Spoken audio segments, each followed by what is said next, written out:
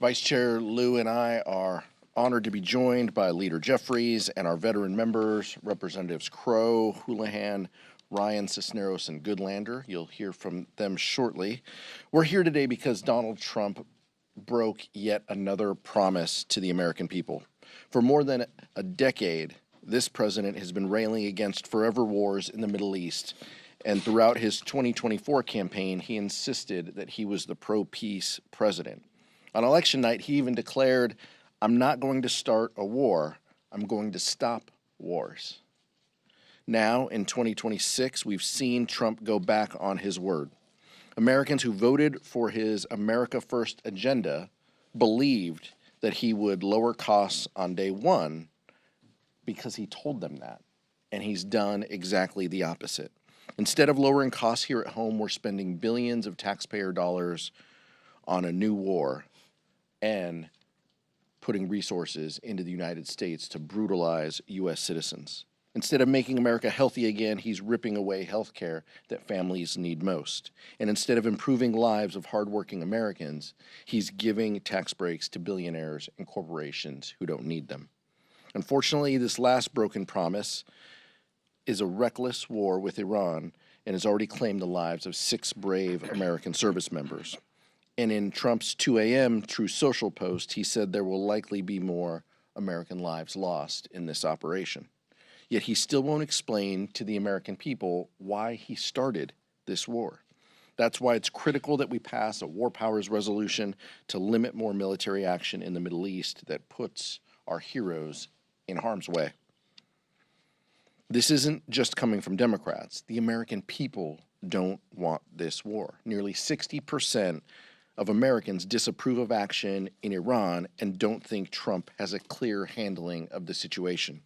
It's time Trump listens to the American people and keeps his promise. Vice Chair Ted Lieu. Thank you, Chairman Aguilar. Honored to be here with Leader Jeffries and members of Congress who are also veterans.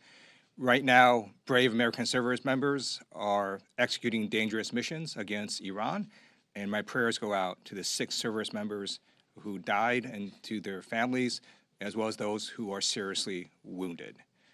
I also want to note that Iran is a murderous, theocratic regime. They want to get a nuclear weapon, they fund terrorist networks, and their stated aim is to destroy the United States and Israel.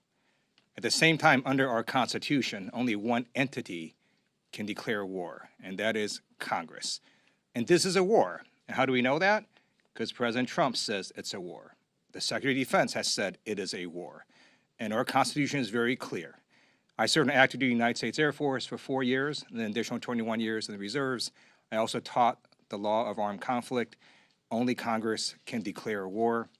And this war right now is illegal because Congress never approved it. But it's not just a constitutional requirement. You might ask, well, why did the framers put it in there? Because it helps protect America and save American lives if the president has to make the case for war before doing so. Because had he done that, we might just have asked, hey, how do you protect all those Americans stranded in the Middle East? How are you going to evacuate them? What's your plan for protecting soft targets like the multiple embassy compounds that have been hit by Iran? How are you going to protect our bases? 11 U.S. bases have now been hit by Iran. How are you going to make sure we have enough munitions to finish this war? Instead of calling in defense contractors at last minute, pleading with them to magically come up with more munitions. Had the president made the case before Congress, we could have asked those questions. But he disrespected the American people and disrespected Congress by not even trying to make the case for the war with Iran. And that is why I'm going to be voting yes on this war powers resolution to terminate the war with Iran. And then what needs to happen is the administration has to make the case for war, bring back an authorization for the use of military force, and have Congress vote on it. It is now my great honor to introduce the phenomenal leader of the Democratic caucus and the man who will be Speaker of the House next year, Hakeem Jeffries.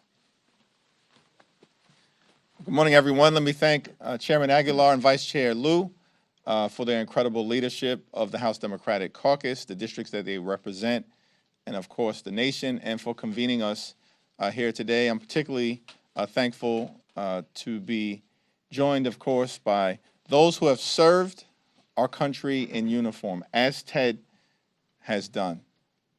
Of course, Jason and Chrissy and Gil and Pat and Maggie, who were patriots serving this country in different ways in the military, in the national security space, and are now patriotically standing up for the American people, for our men and women in uniform, and for the Constitution. That's our commitment as House Democrats.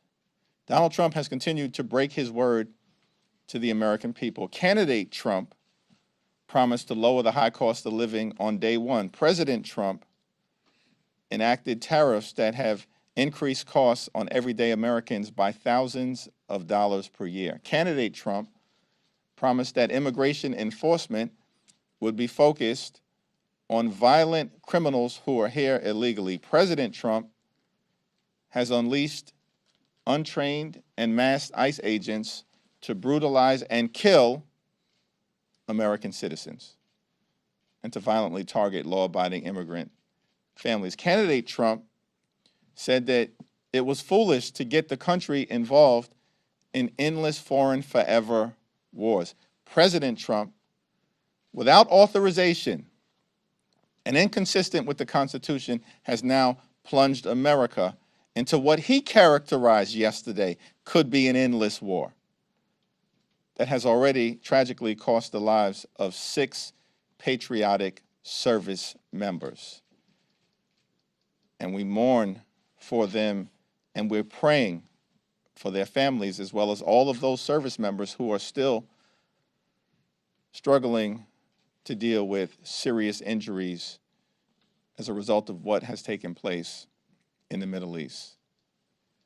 The president has a responsibility to make the case to the American people as to the justification for this war, but has provided no evidence that there was an imminent threat to the American people here or abroad. It's the president who said just several months ago, in June of last year, that Iran's nuclear program had been completely and totally obliterated. That's the president's words. Did he lie to us then, or is he lying now that he's claiming that Iran was acquiring the possibility of being able to threaten us with nuclear weapons? A nuclear program he had claimed was completely and totally obliterated. The president has indicated that he's interested in regime change, but we know that regime change wars have never worked out for the American people and have cost thousands of lives of our patriotic heroes in uniform. That was the case in Vietnam, in Iraq, and in Afghanistan. So I'm thankful for the leadership of the chair, the vice chair, and these distinguished members of Congress, patriots who are standing up for the American people, standing up for our brave servicemen and women in uniform, and standing up for the Constitution.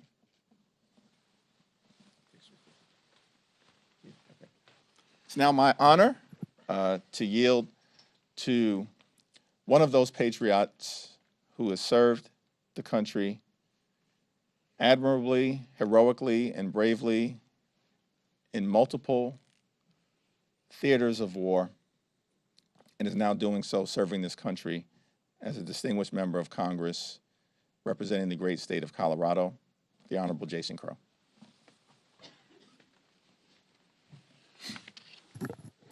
Thank you, Leader Jeffries, Chairman Aguilar, Vice Chairman Liu, and my fellow veterans. After trillions of dollars, thousands of American lives, decades of endless conflict, my entire adult life, a quarter of a century of American war, here we go again. Donald Trump campaigned on ending the wars because he knew at the time that that's what Americans wanted and still want. And yet here we go again. I learned when I was fighting in Iraq and Afghanistan that when elites in Washington bang the war drums, pound their chest, talk about the costs of war, and act tough, they're not talking about them doing it. They're not talking about their kids or their billionaire donors picking up rifles, jumping into planes, jumping into helicopters. They're talking about working class kids like us. They're talking about those in small towns, in farms, in ranches across the country that have to actually do the work, that have to fight and die, and the American people that have to pay for all of it. Americans have had enough. Now, don't get us wrong. We believe in American strength. We believe in American engagement. We believe that America has a role to play in the world, and we will not hesitate to use our military and our strength to protect Americans and to protect our vital interests when it's necessary. But it's very clear in this instance that there is no imminent threat, and this is a war of choice by Donald Trump. There's a lot of talk and discussion in D.C. sometimes about notification requirements and process and procedure and what the Constitution requires. And I understand that a lot of Americans who are just trying to raise families, build businesses, don't immerse themselves in these debates. But I'll tell you why that is important. Why what we're talking about, resuming our control, is important. Because it's about accountability. It's not simply just about our interest in being involved, in notifying. It's about accountability. Because nobody is going to sit here and tell me that after 20 years of war in Iraq and Afghanistan, failed military endeavors, that if this Congress hadn't been forced to debate and vote and finance year after year, and to take the accountability for this and to put the American people back in the driver's seat for these conflicts, that they wouldn't have ended sooner or differently. That's what this is about. Putting the American people back in the driver's seat to decide when they want to finance these wars, when they are willing to send their sons and daughters to fight and die for our interests. We will be relentless in pursuing that accountability and that transparency and putting the American people back in the driver's seat for the most important decision that their government can make. And with that, I'm honored to introduce a dear friend of mine, a fellow veteran from the great state of Pennsylvania, Chrissy Houlihan. Thank you. Thank you, Jason. And I think what you'll hear from all of us is I'd rather not be standing up here. We'd rather not be standing up here seeing history repeat itself and certainly rhyme again. Because before any president sends Americans into war, the American people, as Mr. Crow was indicating, the American people deserve some answers. They deserve the privilege of asking the questions. They deserve to know why we are engaging in this way. They deserve to know why now are we engaging in this way. They also deserve to know what the objective is. What are we aiming at? What does success look like? What is our end game? Because it is, as Mr. Crow said, not the president, not us standing here on this podium who will pay the price. It is, in fact, our troops who are right now in peril, who are right now in harm's way, and some of whom who have already right now lost their lives. It's also our military families who are sitting at homes right now wondering if their loved one is safe or in harm's way. It is the taxpayers as well. And it's communities like mine and like yours who deserve to know the answers to these questions, not after they happen, but before things happen. And that is why, even though it seems really wonky and procedural, that it matters, that Congress matters at times like this. Because this is not an abstract process. This is because we are literally elected by the people, for the American people, to be the American people's direct voice in decisions like this. The American people of my community should demand that I am on the record on this. They should demand that I have an opinion and a voice on this issue. If you call my office right now, a real person will answer the phone. And every single day we talk to parents, and every single day we talk to veterans, and every single day we talk to people who might be asked to fight and die, or whose family members might be asked to fight and die. And they deserve to know for what. I don't, certainly, and many of my colleagues have made it clear, mourn those leaders who have supported terrorism for decades. I am clear-eyed about the threat that Iran is. But eliminating bad actors is not the same thing as having a strategy. And as importantly, abandoning our own values and our own rules of engagement is also not the same thing as having a strategy. Doing so destroys this American covenant that we have entered into together, while inviting targets of our actions to return the favor in the future. War is not a reality show. There are no retakes. There are no stunt doubles in this case. There are only consequences, and those consequences are measured in American blood and treasure. Our service members deserve a mission that is worthy of their courage, and the American people deserve a say. And the President owes us all a clear plan. Thank you for the opportunity to speak with these amazing colleagues of mine. It's my privilege to yield to another amazing colleague of ours, Representative Pat Ryan from New York.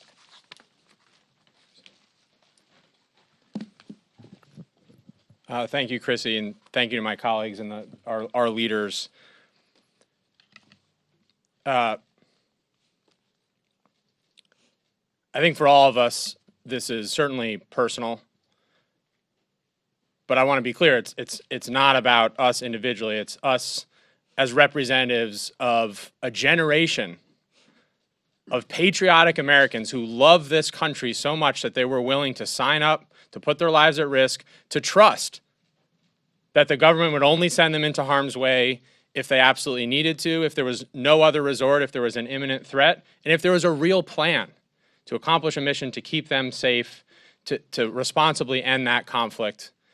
And that trust has been shattered over and over this year, starting a few days into this year in Venezuela, and now adding insult to injury, starting what is clearly a war, despite all the lies and mistruths from the administration. And I understand and I acknowledge that a lot of the American people and the coverage has been about process.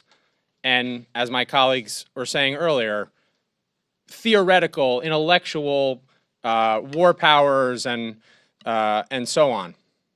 But we need to be very clear. This is not about process. It's foundational and fundamental. It's about people, the American people whose voices have been fully absent and fully disregarded and disrespected.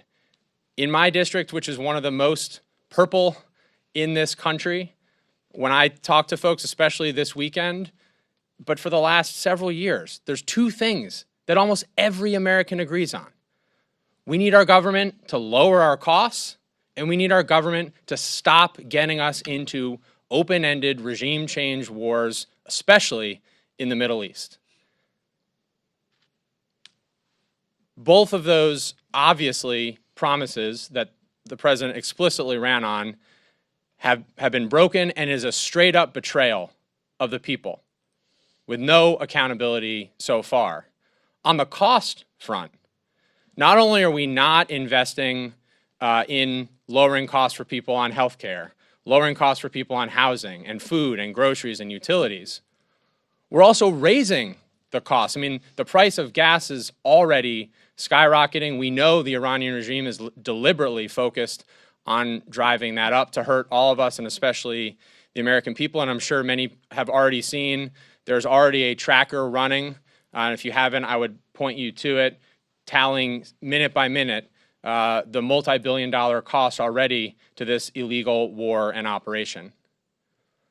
So rather than lowering costs, costs are up and they're going to only go up. And again, rather than ending wars, the president has started two this year. And just very briefly, we're not even talking about Venezuela anymore because I know we've been overcome by all the chaos in abject failure. I mean, they replaced one dictator with another, and now Trump's talking about potentially doing the same to the degree he has any coherent plan in Iran.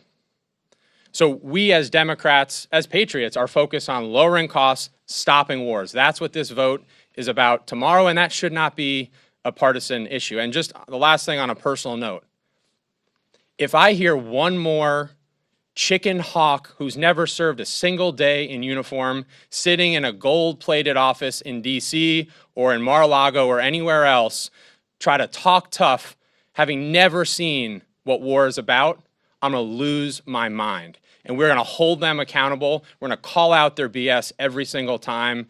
And when we do that, the American people will certainly be with us, because that's where they wisely remain. And again, thank you for the opportunity, and thank you to my colleagues. It's now my honor to represent my Navy brother from California, Gil Cisneros.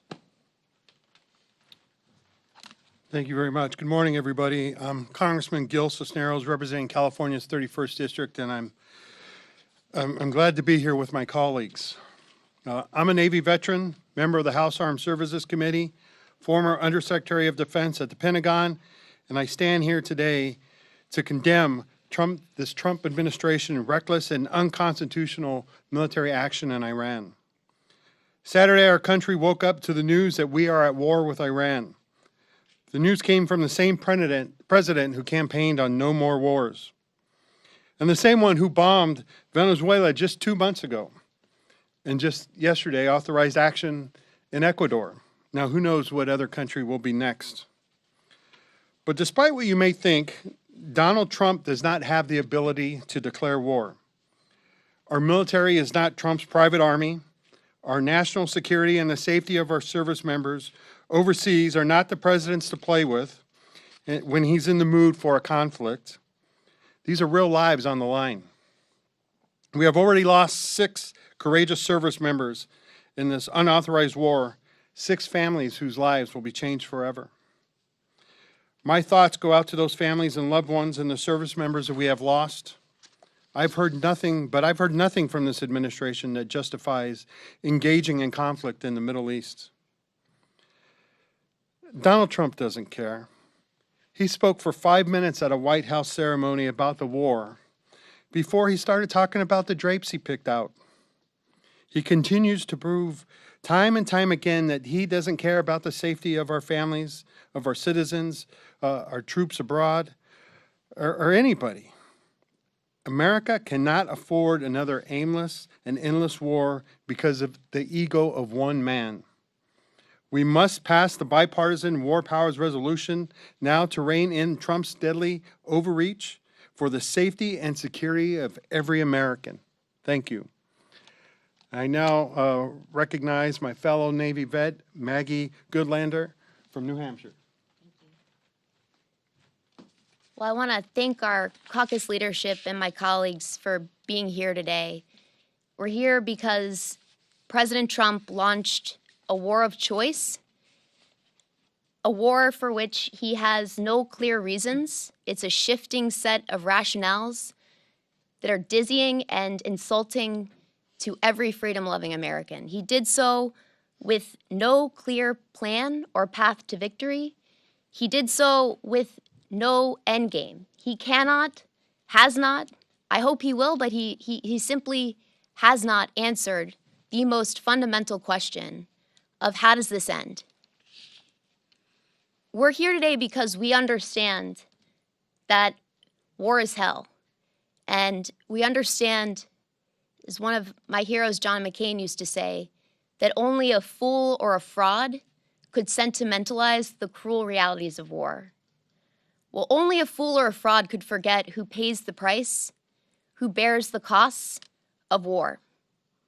It is our men and women in uniform who have been sent into harm's way, and we pray for their safety, we pray for their success, and we mourn the loss of the lives of 6 American patriots who gave their last full measure of devotion in this war. We pray for them and for their families.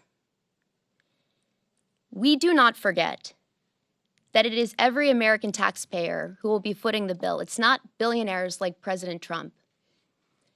Taxpayers who have already footed the bill for a multi-trillion-dollar experiment in forever wars, which we've lived through over the last 25 years.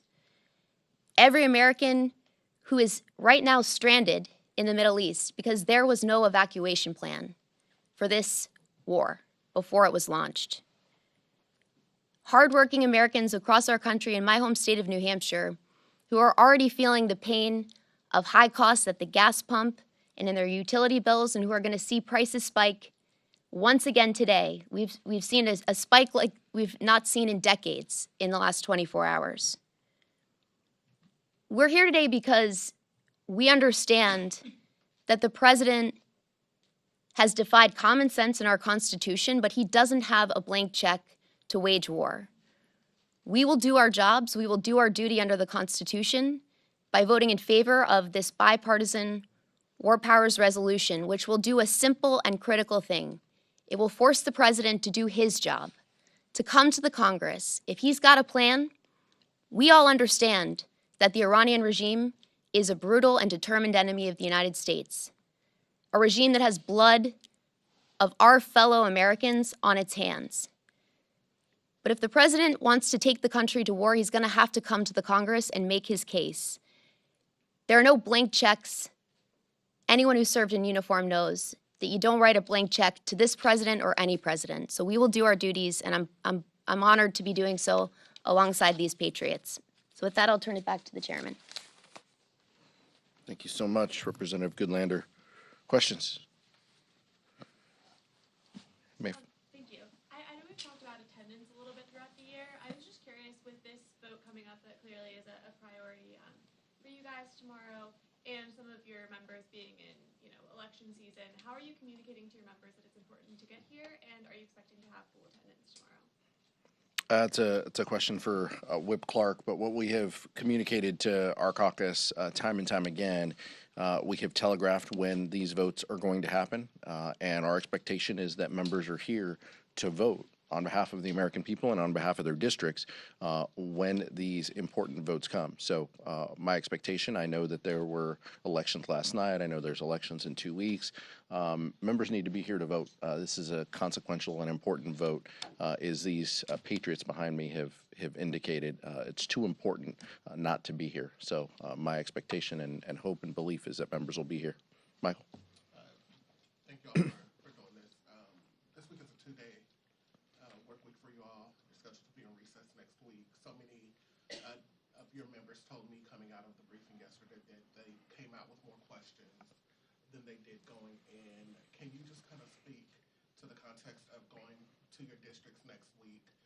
I'm sure your constituents will have questions about what's going on and not having the answers that a lot of you all were looking for, but also just not being here to continue to have this debate, in Washington, to continue to, as Republican colleagues, to join you in holding the administration accountable. Can you just speak about kind of the schedule as this is occurring right now? Look, if this was a priority, if Republicans cared about genuine oversight or just merely asking questions of the administration, we would do more classified briefings, and we would cancel recess and be here debating and discussing this. Members behind me are on committees from Judiciary to Armed Services to Intel. These are important positions right now in this time, in this moment, with these votes in front of us, and with our country on this war footing by the president's own words. So it's important that we're here to exercise our ability to ask these questions. We're in the minority. We don't set the schedule. But if Speaker Johnson was serious about asking tough questions and not just giving the president a blank check for these operations, he would keep us here, and every member behind me would be here as well. I'll yield to the vice chair and then Chrissy.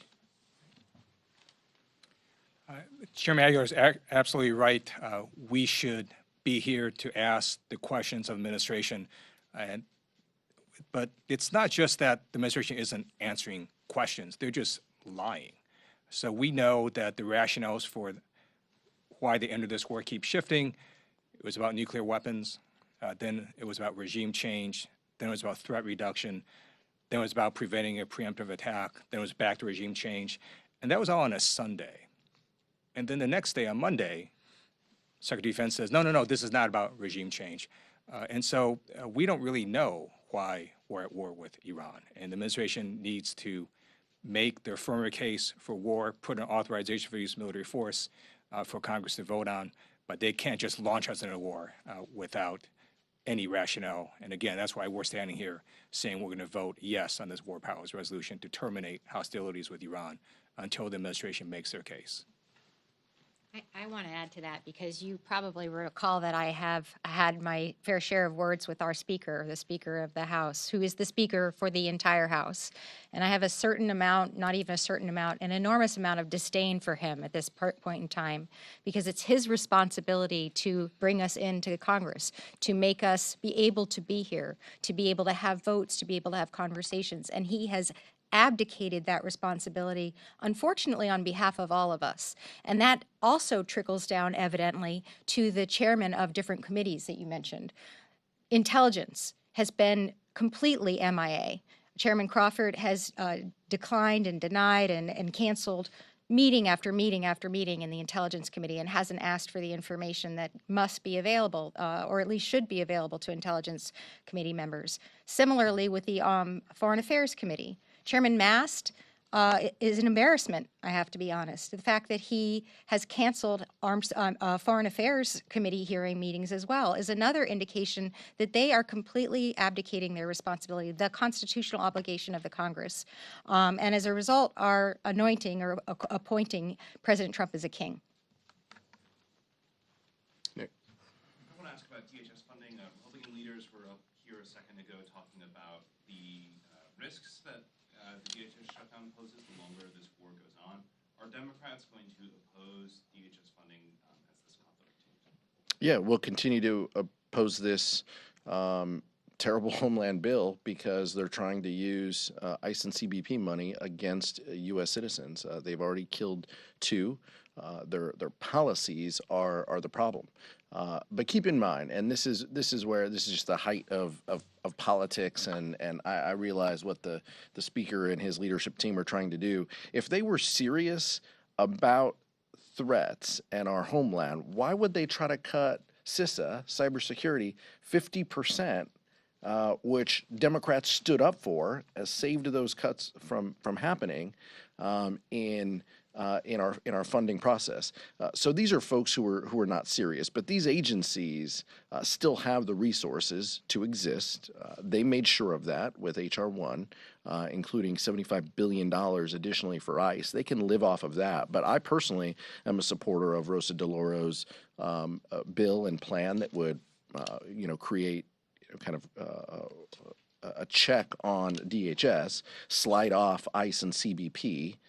Let us continue to discuss, debate, and even argue about those while greenlighting funding for FEMA, TSA, CISA, Secret Service, and other agencies that are affected within DHS. The Speaker controls the ability. He can put that bill up now, and I would all but guarantee that bill would pass.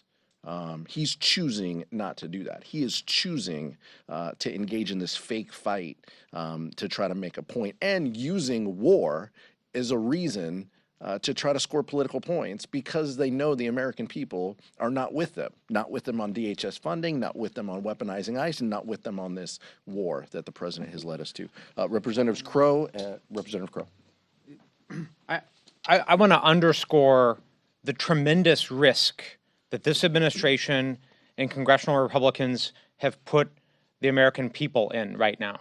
At a time where the terrorist risk against the United States and against Americans, both at home and abroad, has just shot through the roof.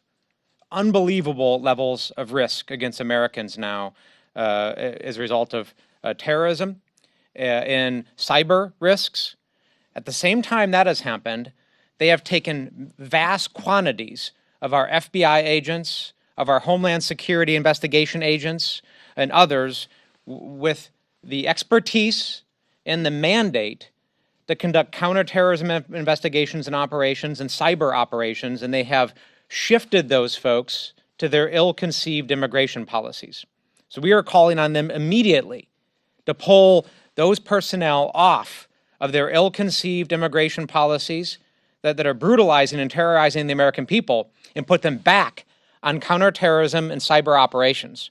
Right? They put a recent college graduate with zero experience in cyber operations in charge of one of our nation's most important cyber entities.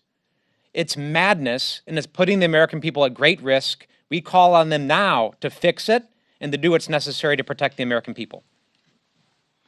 Thank you. The Department of Homeland Security has taken this money and used it to send anonymous mass federal agents to terrorize communities. It's resulted in at least 3 Americans who were killed by these masked agents.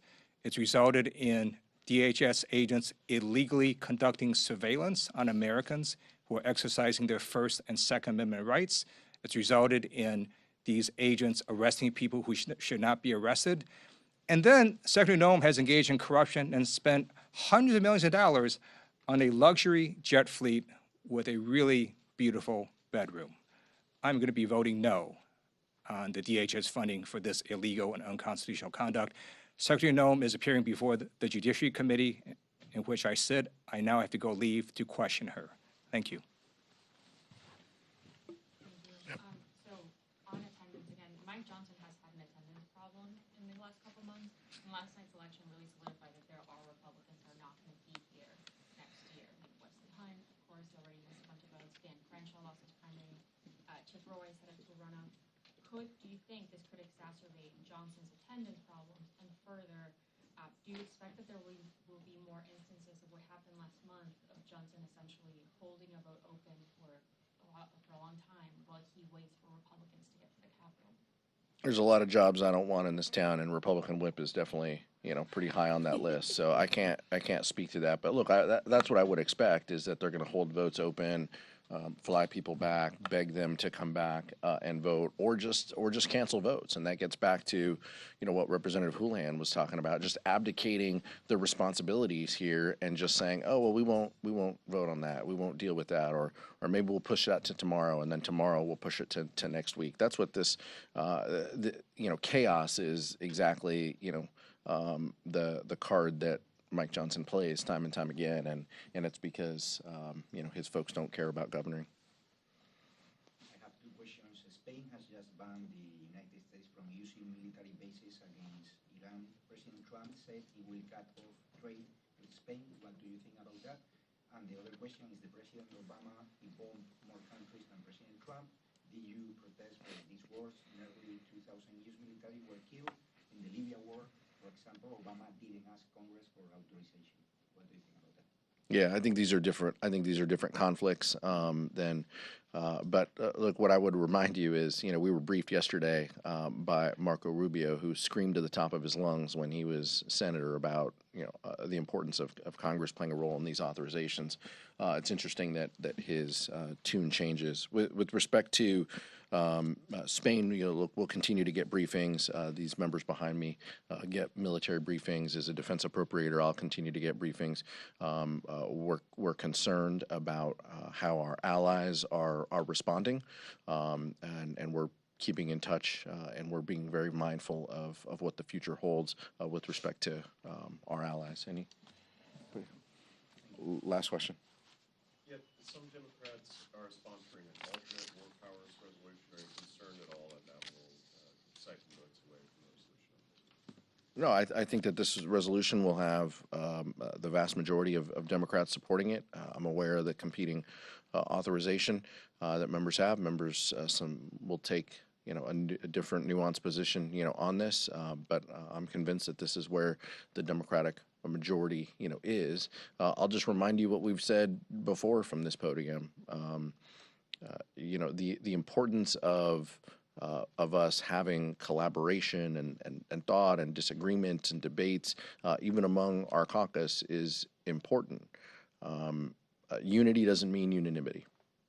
And that doesn't mean that we will all get to the same position, but we can still be united in standing firm that Congress has an ability within Article 1, Section 8 of the Constitution. This is our role. and members on different sides of the war powers resolutions all feel that the Constitution matters and that we have an ability to say, to dictate what that looks like. Thank you.